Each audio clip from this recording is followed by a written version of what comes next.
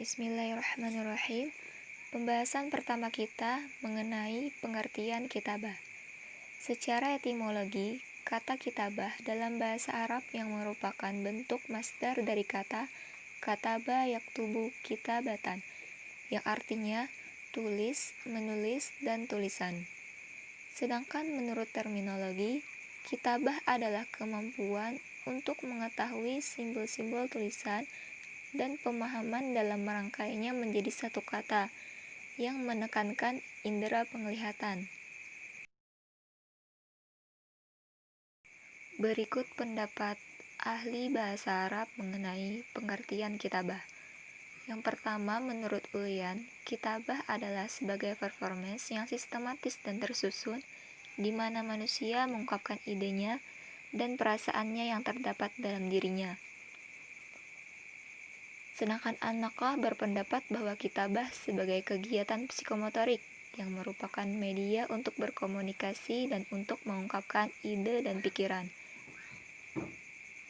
Dari berbagai pengertian kitabah di atas, dapat kita simpulkan bahwa kitabah atau maharah al-kitabah adalah keterampilan berbahasa untuk mengungkapkan ide, pikiran, konsep, ataupun perasaan secara tertulis.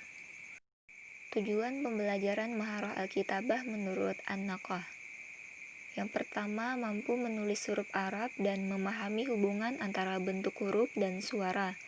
Yang kedua, mampu menulis kalimat Arab dengan huruf terpisah dan huruf bersambung dengan perbedaan bentuk huruf baik di awal, di tengah, maupun di akhir.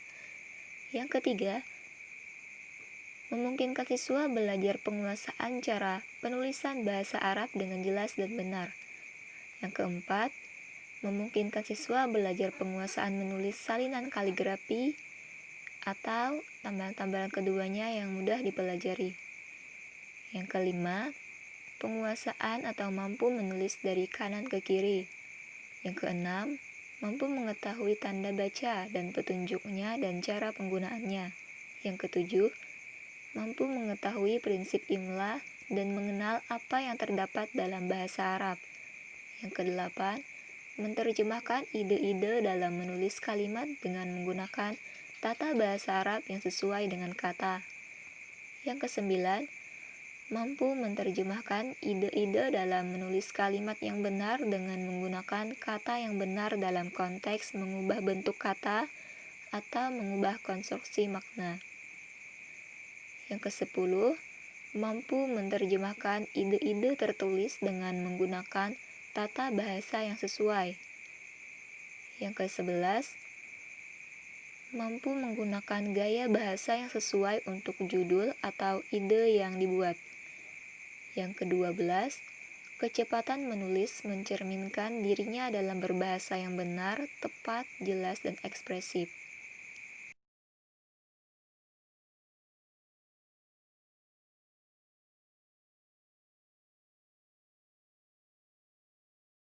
Kemudian terdapat tujuan pembelajaran maharah al-kitabah berdasarkan tingkatannya. Yang pertama itu untuk tingkat pemula, mampu menyalin satuan-satuan bahasa yang sederhana, mampu menulis satuan bahasa yang sederhana, mampu menulis pernyataan dan pertanyaan yang sederhana, dan yang terakhir mampu menulis paragraf pendek. Sedangkan untuk tingkat menengah, mampu menulis pernyataan dan pertanyaan, paragraf, surat, karangan pendek, dan laporan. Dan untuk tingkat lanjutan, mampu menulis paragraf, surat, dan berbagai jenis karangan, dan terakhir mampu menulis laporan. Maharah al-kitabah dalam pembelajaran bahasa Arab terbagi dalam 3 kategori. Yang pertama al-imla, kedua al-khat, dan yang ketiga at-ta'bir wal insya. Yang pertama al-imla merupakan pembelajaran menulis dengan menuliskan huruf-huruf sesuai posisinya dengan benar dalam kata-kata untuk menjaga terjadinya kesalahan makna. Imla terbagi menjadi 5 macam. Yang pertama, al-imla hijai. Pelajaran imla hijai ini, peserta didik diminta oleh guru untuk menulis huruf-huruf hijaiyah. Yang kedua, Imla manqul. Imla ini biasanya diberikan kepada peserta didik pada tahap pemula, karena pada pembelajaran imla manqul ini peserta didik diminta untuk memindahkan tulisan dari media tertentu ke dalam buku pelajaran. Yang ketiga, imla manzur. Dalam pembelajaran imla manzur, peserta didik diminta untuk melihat tulisan dengan cermat, dan setelah itu peserta didik diminta untuk memindahkan tulisan yang telah dilihat ke dalam buku tanpa melihat kembali tulisan tersebut. Yang keempat, imla istima'. Dalam pembelajaran imla istima' ini, peserta didik diminta untuk mendengarkan kata-kata, kalimat, atau teks yang dibacakan oleh guru atau melalui media apapun. Kemudian peserta didik diminta untuk menulis kembali apa yang telah didengar. Yang kelima, imla ikhtibari. Pembelajaran imla ini dapat digunakan untuk mengukur kemampuan dan kemajuan peserta didik dalam pembelajaran imla yang telah dipelajari sebelumnya. Pada tahapan ini, peserta didik diharapkan mampu mendengar dengan optimal, mampu menghafal, serta mampu menulis dari apa yang telah didengar. Karena dalam pembelajaran ini seorang guru membacakan beberapa teks Arab, kemudian peserta didik diminta untuk menulis kembali apa yang telah didengar tanpa melihat teks yang ada.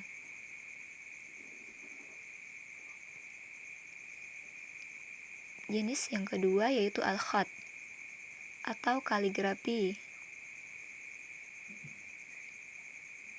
Di antaranya khat kupi, naskhi, sulusi, farisi, diwani jali, dan nik'i.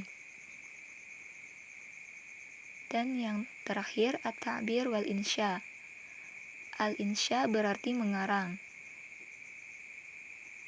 Merupakan keterampilan menulis yang berorientasi kepada pengekspresian pokok pikiran berupa ide, perasaan, atau pesan menjadi tulisan.